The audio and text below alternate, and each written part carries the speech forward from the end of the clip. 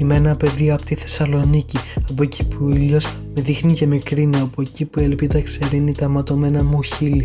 Και δεν υπάρχει τίποτα που να με γεμίζει, όλο ένα η υγρασία κατασπαράζει. Το μυαλό που όλο ένα με κουράζει. Προσπαθώ να κάνω μια νέα αρχή, αλλά δεν βλέπω τίποτα να αλλάζει.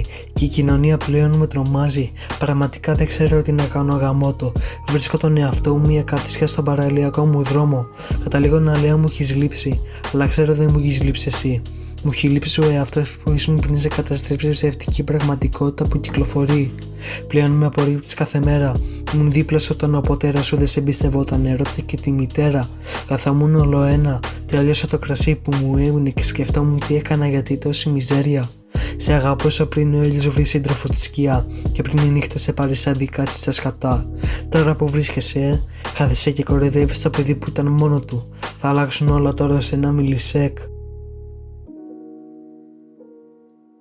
Θα φτάσει μια μέρα που θα μεγαλώσεις, θα ξεμαγκώσεις, ο έρωτας θα εξαφανιστεί και θα αρχίσει ο αγώνας της ζωής. Θα θες να τα βγάλεις πέρα διότι έχεις ένα παιδί, να μην μπλέξει με παρέα που το κακό του θέλει να δει, να μην γυρνάει να λέει σ' αγαπώ πατέρα και το βράδυ να τρώω μαζί αυγή. Αλλά αυτός είμαι εγώ. Με κοιτάζω στο φακό, πάντα ήθελα κάποιον εδώ να μου κρατάει το χέρι να μου λέει σε ευχαριστώ.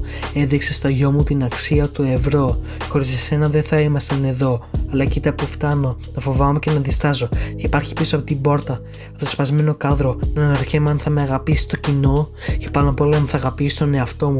Πραγματικά είμαι ο πιο αντικοινωνικός άνθρωπος που έχετε δει. Κανείς δεν ξέρει τι θα υπάρχει αύριο στο χαρτί. Μπορεί να υπάρχει μια ρήμα γραμμένη από αίμα ή ένα γράμμα που να λέει μου λείπεις ρε πατέρα.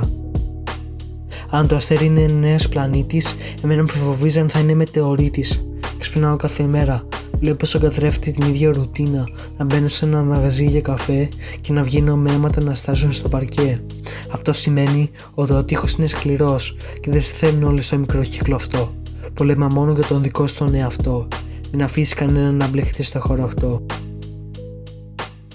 Πάμε ξανά από την αρχή. Με λένε Άλεξ και η προσωπικότητά μου είναι αυτή.